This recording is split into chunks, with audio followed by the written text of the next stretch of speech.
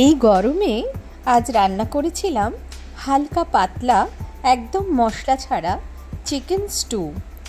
এর জন্য প্রথমে চিকেনকে প্রেসার কুকারে জল দিয়ে তার মধ্যে কিছু রসুন থেঁতো, গোলমরিচের গুঁড়ো ও নুন দিয়ে ভালো করে সেদ্ধ করে নিতে হবে।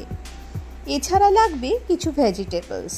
আমার বাড়িতে ছিল পেঁপে, বরবটি, গাজর, আমি তাই ব্যবহার করেছিলাম।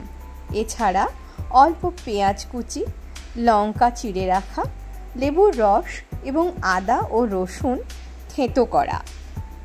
প্রথমে প্যান গরম করে তার মধ্যে সাদা তেল এবং বাটার দিয়ে ভালো করে নেড়ে নিতে হবে।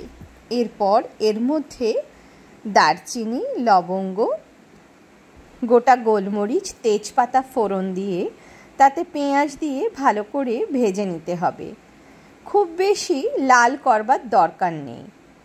এরপর হালকা রং এলে পেঁয়াজের মধ্যে আদা ও রসুন থেঁতো দিয়ে ভালো করে আবার একটু নেড়ে নিতে হবে। কিছুক্ষণ নাড়াচাড়ার পর ভেজিটেবলস এর মধ্যে দিয়ে ভালো করে নাড়ানাড়ি করে নিতে হবে।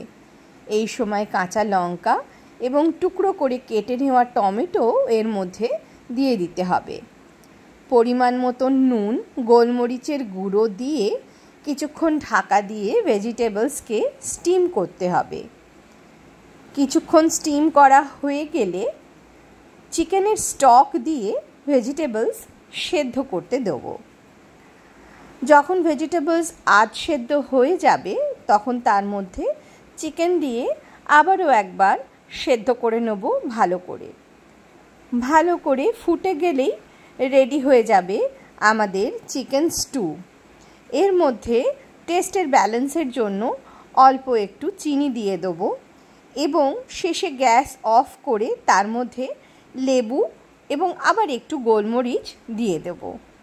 যদি ইচ্ছে হয় অল্প বাটার দিয়ে খেতে পারেন।